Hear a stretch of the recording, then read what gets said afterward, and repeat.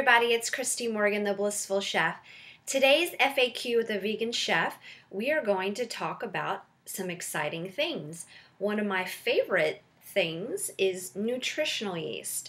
I buy mine in the bulk bins and I just use a jar to store it in. You can also get it in the nutritional supplement section and it comes in a container, but I think it's cheaper if you buy it in the bulk bins. But sometimes it's not the fortified kind, so you do need to ask and make sure it's the nutritional yeast that's fortified with B vitamins and other vitamins. Someone asked if I use it a lot and if it's necessary for certain recipes. I use it a lot. I love it. I want to marry it. In most recipes that it calls for, it's adding a depth of flavor. It's adding probably a cheesy flavor, like I have a couple of cheese sauces in Blissful Bites, so that is where it is necessary. I also use it to sprinkle on popcorn or sprinkle on steamed vegetables. I also use it inside of sauces and dressings and soups to add a nice flavor. It adds sort of this umami, cheesy flavor to things. So while it might not be absolutely necessary, it's definitely going to add flavor to the recipe and it's going to add those vitamins. So get yourself some. You will get hooked just like me. Next, we're going to talk about whole grains. A Facebook fan asked me if I eat them, what exactly they are, and if I find them to be important in our diets. So in Blissful Bites, I actually have a whole chapter designated to whole grains, where I explain all the different kinds of whole grains and how they are prepared and the best way to prepare them. And then, of course, delicious recipes that have them. One of my favorite being hatomugi, which is a Japanese pearl barley, which I really love. So whole grains are really exciting. There's so many different kinds. We have quinoa, millet. Well, quinoa is actually a seed, so it's sort of a pseudo grain. We throw it in there. And we have millet. We have brown rice. We have wild rice, which is really fun.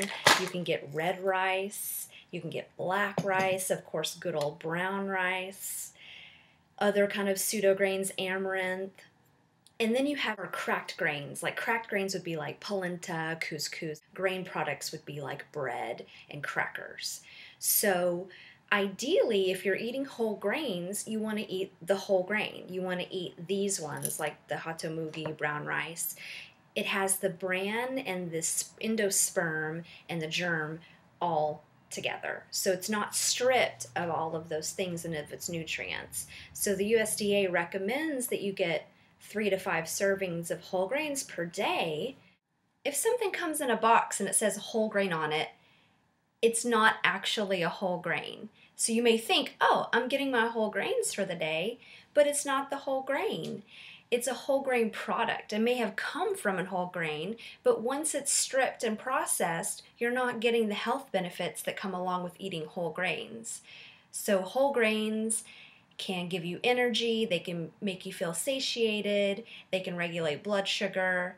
So what I do is if I have a plate here, I divide it into 4 sections. I have a protein, a whole grain, a vegetable, and a green vegetable. So half my plate is vegetables. Next we have a question about flax oil, hemp oil, those kinds of things, and if they're necessary in your diet. Me personally, I've never taken those as a supplement. Sometimes make dressings with it. I tend to eat hemp seeds and flax seeds on things or in things. And I think if you're eating a varied diet of plant foods and you're sprinkling on the flax seeds or the hemp seeds, I think you're going to be getting enough of those omegas. Walnuts are really great for that too. I'm not a nutritionist, so if you want to ask somebody more qualified, and it really depends on your condition. So I guess if you eat junk food a lot or you eat a lot of processed food, then possibly the oil would be beneficial for you to use as a supplement. One book that I like to refer to when I have nutritional questions is Juliana Hever's Idiot's Guide to Plant-Based Nutrition. So this basically can answer any and all of your questions. So today I'm going to show you how to cut a mango. Mangoes are tricky. They're one of the most pains when it comes to chopping, which is no wonder why people buy them frozen or pre-cut. But I'm going to show you how I do it and how I tackle it. I can definitely feel the pit right in there. So I'm going to have to kind of go around the pit. And you want it to be really ripe. Basically, I'm butchering this. It's really hard to not butcher it. So you can see right there, you can see where the pit is, right? It's like this rough, hard area. And some are bigger than others, so unfortunately, you never really know when you buy it if it's going to have a big pit or not. So once I have these pieces, I don't peel it. I actually leave it in the peel. And then if I want it cubed, I cut it in the peel into a cube without going through the skin. And then I take a spoon and I sort of scrape it out of the skin. So then I have like diced mango.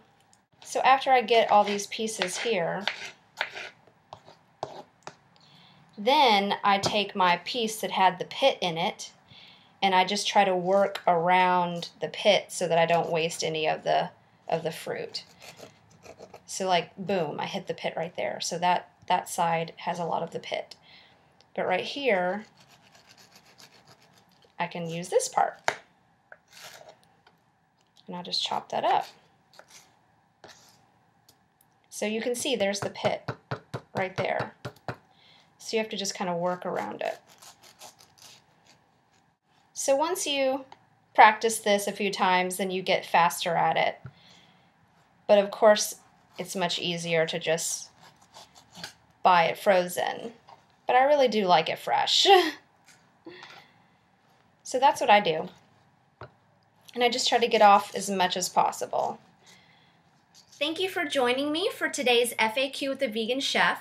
If you have any other questions, please leave it in the comments here on Facebook or feel free to email me with any of your questions and I'll answer them in the next video.